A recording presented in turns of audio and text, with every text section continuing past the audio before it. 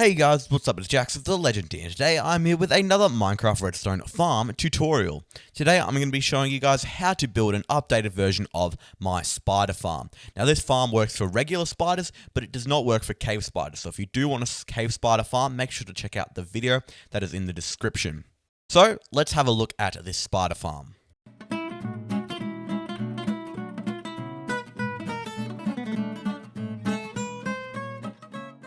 This spider farm is super simple to build and is reasonably early game. The most difficult material to get here is soul sand, but even then you can get that from the nether basically as soon as you walk in there. As we walk in, you can see this stunningly decorated room by I'm a Wild One, and we have loads of chests over here. But directly in front of us we have loads of spiders piled up waiting to be killed. So if I grab out a sword, I can just sit here and whack them. And you can see I'm getting loads of XP, and I'll also be getting loads of drops. Now there is a chance that a skeleton spawns, like that one back there. They don't actually cause any issues, but because of the spawn mechanics of the spider spawner, they do spawn very rarely. So after a while of AFKing here, you might get a few skeletons. They will eventually despawn or die. So after a little bit of whacking, if we go over to our chest, which is over here, you can see we've got loads of spider eyes and string. And that wasn't even with a looting sword. If you have a looting 3 sword, this is going to be even more efficient. Now, the materials you need will appear on your screen now. Make sure to grab all of those materials and we can get building. Okay, so obviously you'll need a normal spider spawner. Let me just reiterate that this does not work with a cave spider spawner. Spider spawners are found in dungeons that look similar to this, so it's surrounded by cobble and mossy cobble. And once you've found this, you want to light it up and remove the chests. As you can see here, I've lit up the area around it so the spiders don't spawn. Now we need to make sure we've got the correct area around it. We want to make sure there is a 3-block gap here, 3 blocks between the spawner and the roof, like that. I'm going to leave those blocks there. And then we also want to make sure there's a 4-block gap between the spawner and the wall. So we're going to be placing our wall here. You can make this wall out of whatever you would like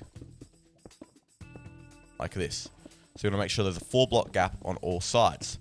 Remember, if you break your torches, to replace them on the walls and not on the floor, because we are going to be removing the floor later on.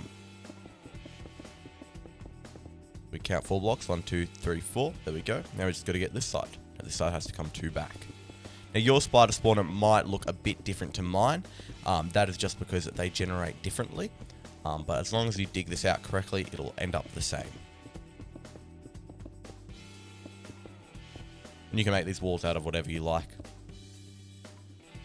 3 and 4.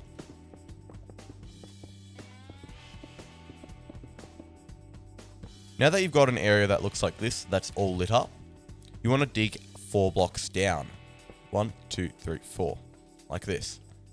The 4 blocks between the spawner and the floor. Then dig all of that out.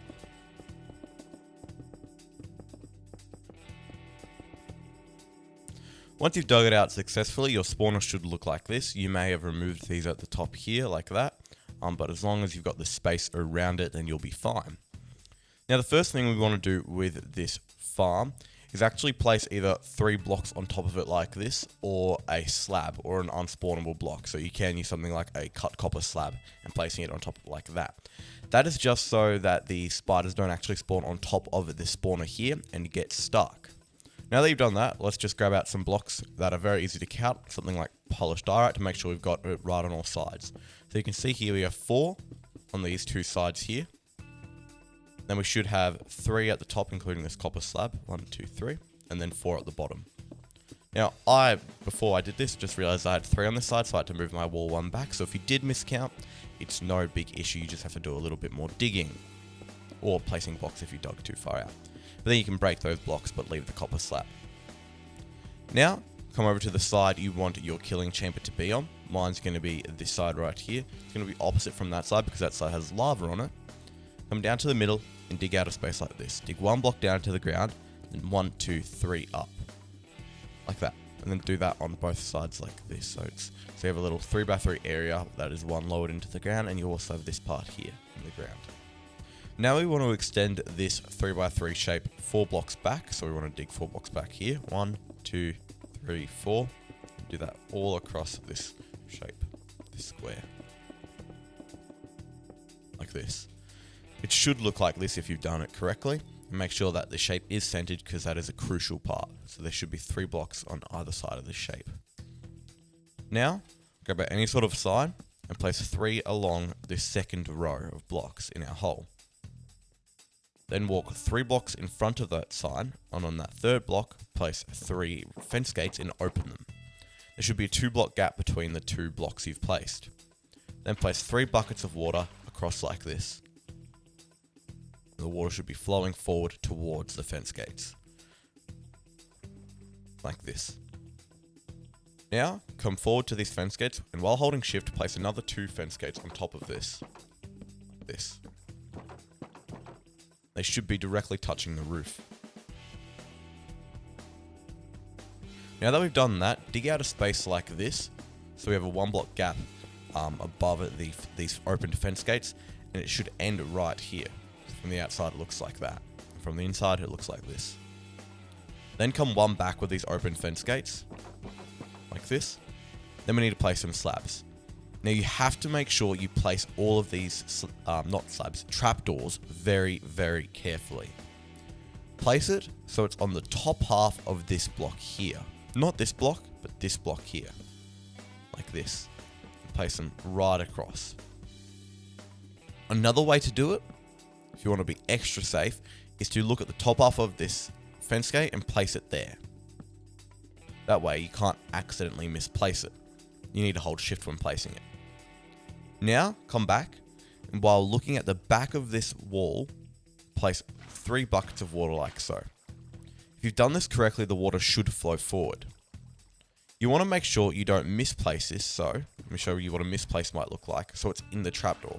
Place it in the trapdoor, it'll flow straight down like this, and you'll end up with all sorts of issues. You actually want to make sure you place it on the back wall, there, on the back of the wall. It should flow forward.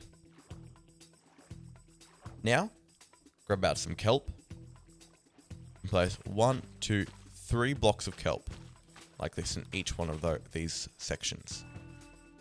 Make sure it's 3 and not 4, then quickly break these before they grow.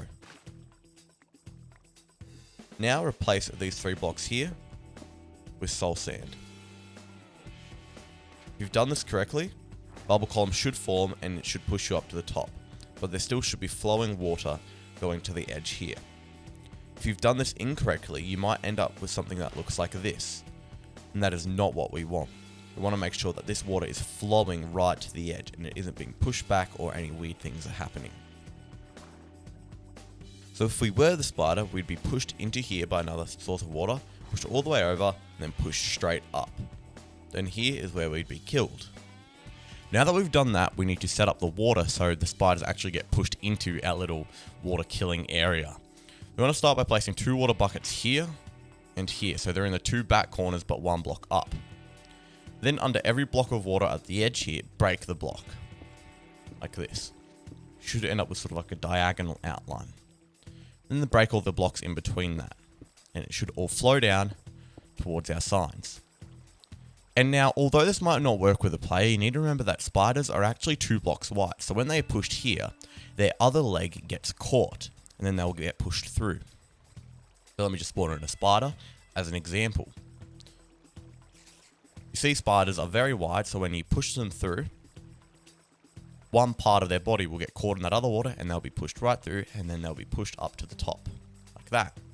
And that is where we will come along to our kill chamber, which we are going to work on next and kill them. Now with this kill chamber, we actually need to create a new room. So the best way to do that is to just come out to one of the walls here and dig it in. And every so often just check on the side, and you want to try and line it up like this. So your room, you can break holes here, so you can break the water and the water is just sort of sitting there like this. It looks like it's about to flow in over, but it isn't. So that's the best way of doing it. I dug in 1, 2, 3, 4, 5, 6, 7 blocks, and then 1, 2, 3, 4, 5 blocks across, and then I could break these 3 blocks, and it was there if you need a hand finding that. Then we want to just clear out this room to whatever size you want. I wouldn't decorate it just yet until we're finished not even redstoning the collection system. But we want to make this whatever size we want and grab out some torches so we can work on this hopper and chest system. Now, the collection system in itself is pretty easy. All we got to do is break this block here, So on the right side, diagonal down there, then place 2 chests. Now this chest you can't actually open just yet. We are going to break that block to allow us to open this chest. Then to place the hoppers, we want to break this block and then replace it with a hopper. And we just want to bring this right across. So it should be 3 wide, like that. So if you put an item into this end hopper here, it should end up into your large chest. If that isn't the case, make sure you've placed all your hoppers correctly. They should all be going towards the chest. Now, of course, you can hook this up to an item sorter. I've got a tutorial on how to build an item sorter. Link for that will be in the description down below. But this is the simplest and easiest way of having a storage system. Now, to stop the spiders from actually just being pushed out and killing you, we need to grab out some stairs of any sort. We need some copper and some slabs. More wax copper. Now the stairs we're going to be using to place on this chest here. So I'm just going to break some blocks and we're going to place it in any orientation we like. I'm going to place it like this, so it's pointing inwards. And we're going to come 2 out like so. We're then going to place a slab at the top height like this. And then we have the kill chamber. So you can go down here and whack them. Then we want to place these blocks here with any sort of full block. Then go down, break these blocks here, and replace them with slabs. This will allow us to get down to the correct height to hit them. Then all of your items will be moved into this chest. Now, if you do want to move this chest somewhere, just continue the hopper chain along to wherever you want it to go. And of course, you can use any sort of stair or slab here. You just need to make sure the stairs are over the chest. You can even use a block on this side if you want to. You could use, I don't know, this probably won't look very good, but you can use polished granite there. It doesn't really matter if it's a stair on that side. I just like to use stairs there because it makes it look more symmetrical. Then these have to be right here. These have to be slabs. And you don't want slabs on this second back layer here. Now we have the treacherous task of breaking all of these torches. Of course, you want to get a little step up here out of this tunnel we've built. And then you want to run in. If you don't want to die after just gearing up, maybe getting a golden apple. But the chances of that are still pretty low. But if you are worried you're going to die and lose some of your stuff, just put all of your stuff away. But you want to run in and break all of the torches. You can do this pretty easily as long as you haven't placed any of them too high. Even those super high ones I can reach. Now I leave the ones on the spawner until last because that'll stop majority of spawning. You can see now that I've broken them. Oh, I have a bit of a light glitch. Let me just cause a block update here. Hopefully should fix it. Now I just quickly placed 2 blocks here and it fixed the light glitch. If you do have something like that, try placing some blocks around in the area that is lit up by nothing. Most of the time it is just a Minecraft rendering issue. But you can see the spiders are now spawning in. If I were in survival, I could easily walk back. Now, if you are worried about spiders climbing, you need to remember that all spider farms have spiders climbing, and if you do want to just come in and kill them, you can create a little area and then just shoot them with a bow, which is really safe. But now if we come back here, you'll be able to see we have spiders here waiting to be killed. And after just a little while longer, there are even more spiders here. So all I have to do is hit them, then their drops will go into the hoppers. Now, like I said before, there are going to be some spiders climbing, but most of the time they will actually just fall back down into the water.